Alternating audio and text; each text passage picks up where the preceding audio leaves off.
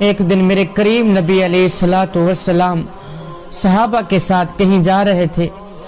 چلتے چلتے آپ حضرت ابو ایوب انصاری کے گھر کے قریب سے گزرے۔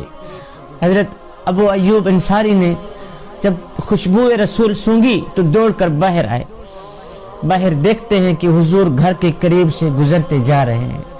دوڑ کر گئے، میرے کریم نبی کے قدم چومنے لگے، عرض گزار ہوئے، بندہ نواز تھوڑی دیر کے لیے آپ میرے مہمان بن جائیں، چند لمحوں کے لیے آپ مجھے بھی میزبانی کا شرف بخش دیں۔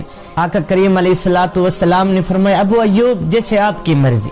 ابو ایوب انصاری میرے کریم نبی کو اپنے گھر لے گئے، چٹائی پہ بٹھایا، گھر والوں کو ایک بکرا ذبح کر کے دیا کہ جلدی کرو ابھی کھانا تیار کیا جائے۔ میرے حضور علیہ السلام آج میرے مہمان بنے ہیں، مجھے حضور کی میزبانی کا شرف ملا ہے، آپ نے بکرا ذبح کر کے دیا کہ جلدی جلدی بکرا تیار کیا جائے، جلدی جلدی کھانا تیار کیا جائے۔ گھر والوں کو یہ کہہ کر واپس حضور کی خدمت میں حاضر ہوئے۔ حضرت ابو ایوب انصاری نے جب میرے حضور علیہ السلام کا چہرہ دیکھا تو ابو ایوب انصاری کو محسوس ہوا کہ میرے حضور علیہ السلام نے 3 دن سے کچھ نہیں کھایا، آپ کا چہرہ روٹی مانگ رہا ہے، چہرے پر بھوک کے آثار نمودار ہو رہے ہیں۔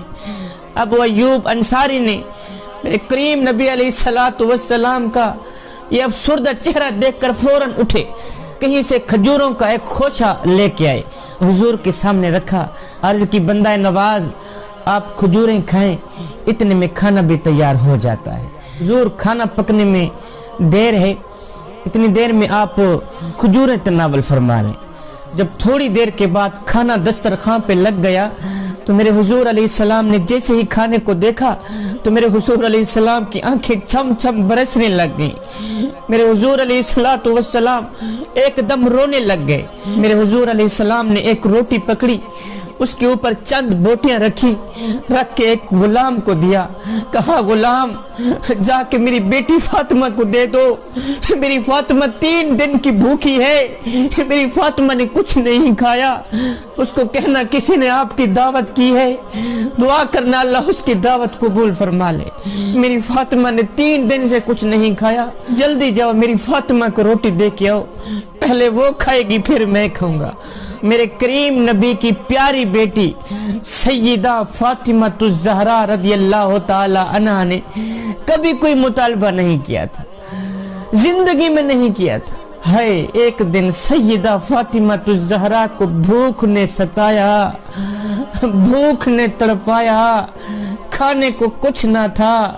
سیدہ فاطمہ الزہرا روتی ہوئی میرے کریم نبی کی بارگاہ میں حاضر ہوئی۔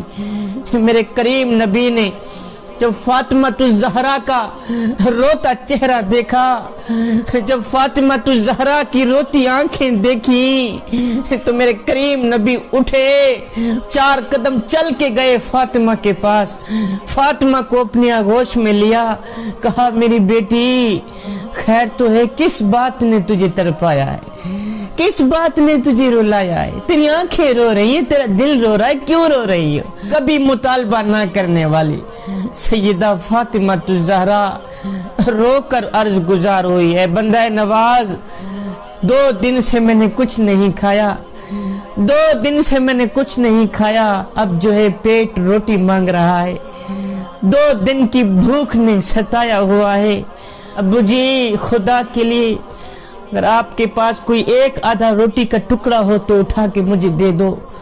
ہائے میرے کریم نبی نے جب بیٹی کی یہ تڑپتی فریاد سنی تو میرے کریم نبی نے فاطمہ کے سر پہ ایک پیار دیا، بوسہ دیا، بوسہ دیکھ کر میرے کریم نبی نے دونوں ہاتھ اٹھائے، عرض کی او میرے کریم رب، او میرے کریم رب، تیری بھوک میری فاطمہ کو ستانے آ جاتی ہے، اپنی بھوک سے کہہ دو کہ وہ میری فاطمہ کو ستانے نہ آیا کریں۔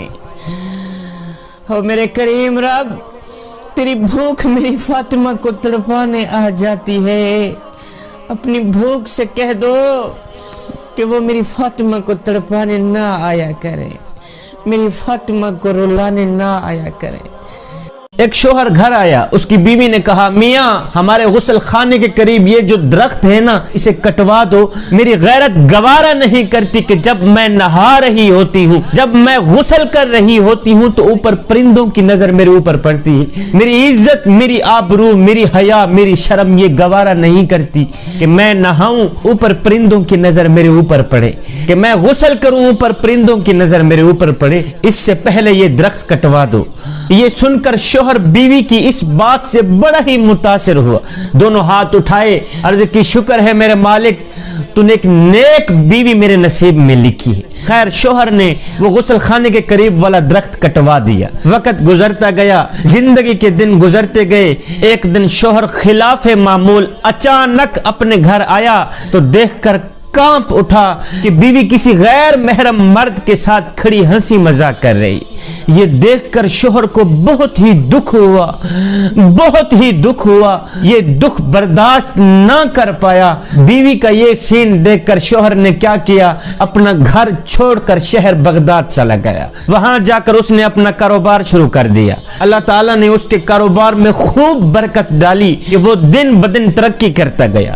وہ اپنے کاروبار کے چمکنے کی بدولت بغداد کے بڑے بڑے بزنس مین لوگوں میں شمار ہونے لگا. اب شہر بغداد والے اسے ایک بڑے بزنس مین کے نام سے پکارا کرتے تھے. کم ہی دنوں میں اس شخص نے اتنی ترقی کی کہ بغداد کے کوتوال تک رسائی حاصل کر لی. ایک دن کوتوال کے گھر چوری ہو گئی. پولیس نے مجرم کا سراغ لگانے اور پکڑنے کی بہت کوشش کی مگر ناکام رہی. اس بزنس مین نے دیکھا کہ کوتوال کے گھر ایک شیخ آتا جاتا رہتا اور کوتوال اس شیخ کی بے حد عزت اور تعظیم کیا کرتے تھے. لیکن اس بات سے بزنس مین کو سمجھ نہیں آتی تھی کہ شیخ پورا پیر زمین پہ رکھ کے نہیں چلتا تھا, آدھا پیر زمین پہ رکھ کے چلتا تھا. پتہ نہیں کیوں آخر شیخ پورا پاؤں زمین پہ رکھ کے کیوں نہیں چلتا. جب اس بزنس مین نے کسی سے اس شیخ کی وجہ پوچھی کہ شیخ پورا پاؤں زمین پہ رکھ کے کیوں نہیں چلتا, وجہ کیا ہے, تو اسے بتایا گیا کہ شیخ پورا پاؤں زمین پہ اس لیے نہیں رکھتے کہ کہیں کیڑے مکوڑے نہ کچلے جائیں. شیخ پورا پاؤں زمین پہ رکھ کے اس لیے نہیں چلتا کہ کہیں کیڑے مکوڑے نہ کچلے جائیں, پیروں کے نیچے کہیں اللہ کی مخلوق نہ کچلی جائے. یہ سن کر یہ بزنس مین فوراً کوتوال کے گھر گیا. جا کر کہا میاں مجھے تیرا چور مل گیا ہے. کہا وہ کون ہے؟ کہا یہی تمہارا شیخ ہے, یہی تمہارا شیخ تمہارا چور ہے. جب تحقیق کی گئی تو سارا مال اسی شیخ کے گھر سے یہ برآمد ہوا. شیخ صاحب چور ہی نکلے. کوتوال نے اس بزنس مین سے بڑی ہی حیرانی سے پوچھا کہ میاں ہم نے تو کبھی سوچا ہی نہیں تھا کہ یہ شیخ بھی ایسی حرکت کرے گا, تمہیں کیسے معلوم ہوا, تمہیں کیسے پتا چلا کہ یہ شخص چور ہے؟ تو اس بزنس مین نے کہا میاں میرے گھر کے درخت نے مجھے بتایا تھا کہ ہر نیکوکار دکھنے والا شخص نیک نہیں ہوتا. میرے گھر کے اس درخت نے مجھے نصیحت کی تھی کہ جو لوگ ضرورت سے زیادہ نیک نظر آنے کی کوشش کرتے ہیں نا عموماً وہ لوگ نیک نہیں ہوتے. مجھے کسی نے نہیں بتایا, بس مجھے اپنے گھر کے اس درخت نے مجھے نصیحت کی تھی کہ ہر نیکوکار دکھنے والا شخص نیک نہیں ہوتا. جوانوں یہ ایک حقیقت ہے کہ کچھ لوگ فیس بک سوشل میڈیا کی حدود تک ہی با اخلاق رہتے ہیں, جبکہ حقیقی زندگی میں ان کے شر سے رشتہ داروں یہاں تک کہ اپنے گھر والے بھی پناہ مانگتے رہتے ہیں. اندر سے اور ہوتے ہیں باہر سے اور ہوتے ہیں. اندر سے فرعون باہر سے درویش, اندر سے منافق باہر سے مومن دکھائی دیتے ہیں. جوانوں نام لیتے ہیں وہ حسین کا, نقل کرتے ہیں یزید کی. وہ لوگ مرنا مدینے میں چاہتے ہیں لیکن انجوائے کافروں کو ملک میں کر رہے ہوتے ہیں. نام یا نہ, اندر سے بھی ایک بن جا باہر سے بھی ایک بن جا. اپنا ایک ہی حلیہ رکھ, اپنا ایک ہی انداز رکھ. میرا اللہ فرماتا ہے یا ایھا الذین آمنوا ادخلوا فی السلم کافہ, اے ایمان والو پورے کے پورے اسلام میں داخل ہو جاؤ, پورے کے پورے مکمل طور پر اسلام میں داخل ہو جاؤ. یعنی آدھے تتر اور آدھے بٹیر بن کر نہ رہو. اگر کردار یہی ہوا تو پھر مثال وہی ہوگی کہ دھوبی کا کتا نہ گھر کا نہ گھاٹ کا.